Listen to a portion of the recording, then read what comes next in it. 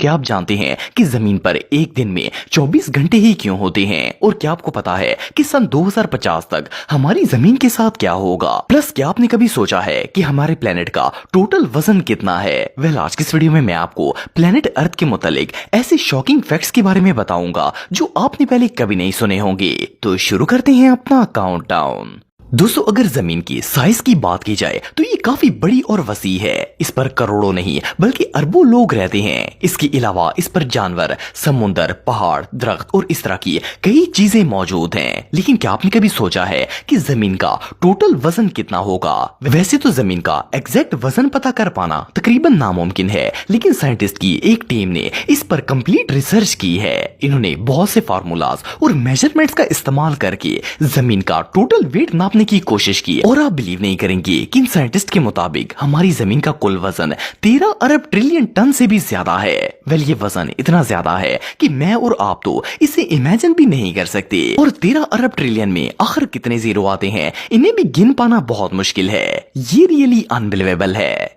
दोस्तों, हम सब बचपन से ही सुनते आ रहे हैं कि दरख्त हमारी जमीन का सबसे अहम और लाजमी हिस्सा हैं। ये ऑक्सीजन प्रोवाइड करते हैं जो कि इंसानी जिंदगी के लिए बहुत ही जरूरी है। इसलिए हर कोई ये कहता है कि जमीन पर ज्यादा से ज्यादा दरख्त और पौधे लगाने चाहिए। इवन के ये भी कहा जाता है कि अगर जमीन से दरख्त खत्म हो जाएं तो इंसान का जिंदा रहना इम्पॉसिबल हो जाएगा। लेकिन आपको जानकर हैरानगी होगी कि ये बात कंप्लीटली रॉन्ग है। इस बात में कोई शक नहीं है कि दरख्त हमें ऑक्सीजन प्रोवाइड करते हैं, लेकिन ये सिर्फ हमें 100 में से 28% ऑक्सीजन ही देते हैं। इसके अलावा दुनिया में 72% ऑक्सीजन हमें समुद्र से मिलती है। इसका मतलब ये है कि दुनिया की 3/3 ऑक्सीजन समुद्र जनरेट करता है। और इससे भी इंटरेस्टिंग बात यह है कि जो दरख्त हमें 28% ऑक्सीजन देते हैं, इस ऑक्सीजन का 22% हिस्सा अमेज़न के जंगलों से जनरेट होता है।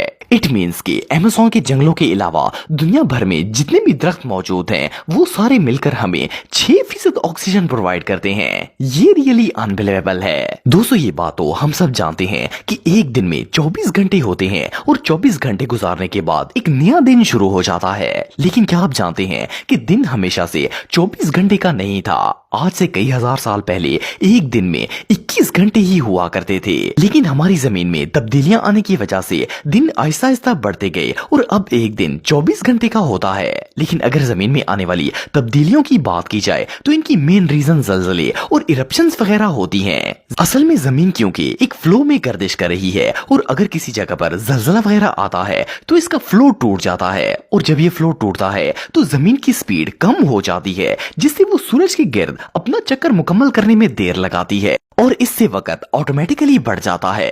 आपको जानकर हैरानगी होगी कि जमीन की स्पीड हर साल 1.7 मिली सेकेंड कम हो जाती है। और साइंसदानों का कहना है कि एक दिन ऐसा आएगा कि जमीन हरकत करना बंद कर देगी और शायद ये वही वक्त होगा जब सूरज मगरब से तलू होगा।